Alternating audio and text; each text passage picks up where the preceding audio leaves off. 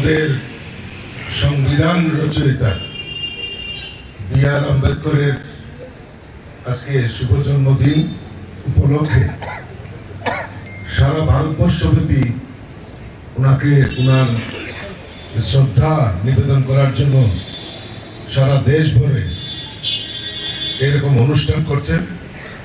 আমরাও আমাদের ভারতীয় জনতা পার্টির কার্যালয়ে আমাদের এসসি মোর্চার উদ্যোগে ওনাকে শ্রদ্ধাঞ্জলি দেওয়ার জন্য আমরা সবাই সমবেত হয়েছি। আর এই মঞ্চে উপস্থিত রয়েছেন যার সভাপতিত্বে আজকের এই সভা সংগঠিত হচ্ছে এসসি মোর্চার সভাপতি শ্রী অরবিন্দ দাস মহোদয়, ভারতীয় জনতা পার্টির প্রদেশ কমিটির সহসভাপতি শ্রী তাপস ভট্টাচার্য এবং সেন্ট্রাল কমিটির মেম্বার এসসি মোর্চার শ্রী ব্রজেন্দ্র দাস এবং এখানে উপস্থিত আমার এসসি মোর্চার ভাইয়েরা বোনেরা যারা এখানে সমবেত হয়েছেন, প্রত্যেককে আন্তরিকভাবে অভিনন্দন এবং শুভেচ্ছা জানাচ্ছি। আর আমরা সবাই জানি আজকে আমাদের পয়লা বৈশাখ, আজকে বাংলা নববর্ষের শুভ প্রারম্ভ হচ্ছে। তো সকলকে আমি এই শুভ নববর্ষের অনেক অনেক শুভেচ্ছা এবং অভিনন্দন জানাচ্ছি।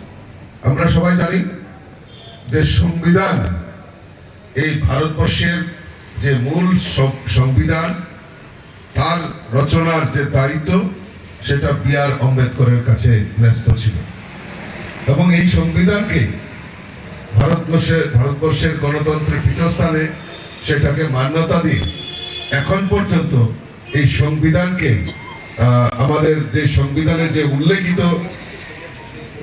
যে ধারাগুলি, যে সংবিধানে যে উল্লেখ রয়েছে সেগুলি বাস্তব জীবনে প্রতিফলিত হয়ে আসছে। বি.আর. আম্বেদকর, আমরা সবাই জানি যে আমরা এই বি.আর. আম্বেদকর শুধু সংবিধান রচয়িতা তা নয়, সমাজের সঙ্গে সংঘর্ষ করে এই সমাজ, আমরা সবাই জানি যে এই সমাজটাকে খণ্ড বিখণ্ড করার প্রয়াস প্রায় সময় হয়ে এসছে।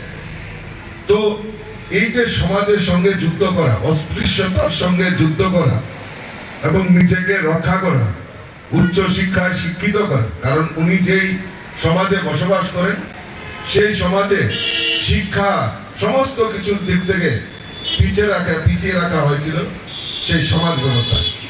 কিন্তু বি.আর. আম্বেদকর সেই অস্পৃশ্যতা এবং সেই যে প্রতিবন্ধকতা তাকে উপেক্ষা করে আমাদের বি.আর. আম্বেদকর সেই সময় উচ্চ শিক্ষায় শিক্ষিত হন এবং ভারতবর্ষের মূল ভূখণ্ডে যাতে এই অস্পৃশ্যতার দূরীকরণ হয় তার জন্য উনি বহু আন্দোলন করেছেন, তার ইতিহাস রয়েছে।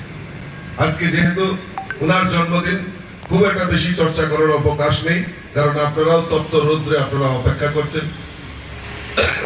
আমরা ওনার প্রতি শ্রদ্ধাঞ্জলি নিবেদন করছি, কিন্তু উনি যে এই ভারতবর্ষকে একটা নতুন দিশা দেখিয়েছেন, সেই দিশাটাকে আমরা জনসমক্ষে নিয়ে যাওয়ার জন্য আমরা এই শ্রদ্ধাঞ্জলি অনুষ্ঠান করে থাকি।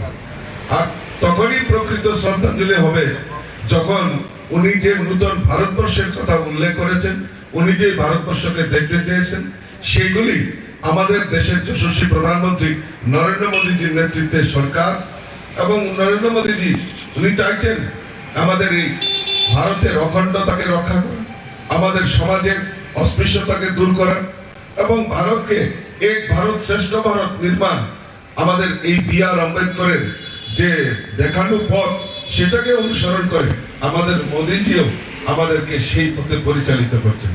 কাজেই আমি যেটা বলছিলাম যে উনার প্রতি তখনই প্রকৃত শ্রদ্ধাঞ্জলি হবে যখন উনি আমাদের এই দেখানো পথকে আমরা আরো অগ্রসর করে নিয়ে যাব এবং দেশকে আমরা এক ভারত শ্রেষ্ঠ ভারত এবং এক ত্রিপুরা শ্রেষ্ঠ ত্রিপুরা তখনই যখন হবে, তখন বি.আর. আম্বেদকরের যে সার্থকতা সেটা আমরা দেখতে পাবো।